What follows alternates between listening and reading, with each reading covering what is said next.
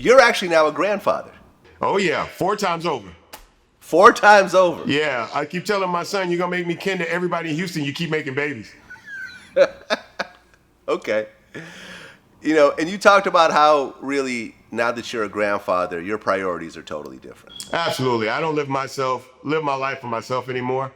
And I don't use my career as an excuse to travel and make money. I used to be like, well, I need to go get this money because I got to take care of my kids. But now my kids are grown and they have their own jobs, their own careers. So it's really just me and my wife. And there's a lot of things that we missed out on because I didn't take vacations. Probably my first like vacation was probably about 7 years ago. So I'd never done anything for myself. Everything was always work, work, work, get that money, get that money. And my wife was like, look, you need to relax. You're too tense. You're anxious around me. I don't like it.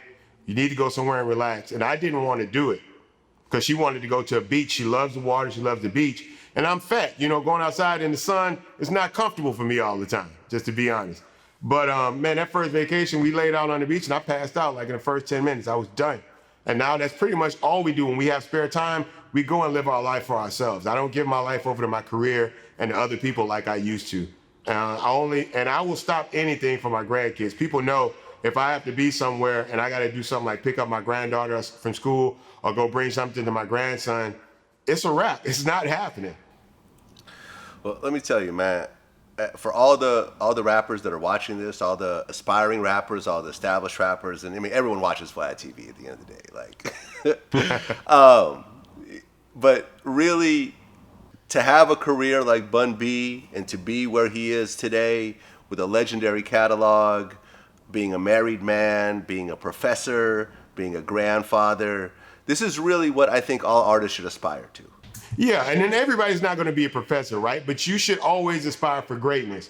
And people think once they get the record deal that's it. That's the height of who they're going to be is through their music career. But everybody else I see that really makes an impact culturally and, to be honest, gets really rich, gets rich outside of music. You know, Jay-Z sold a lot of records, but he got rich because he translated it to business. The same thing with Puffy.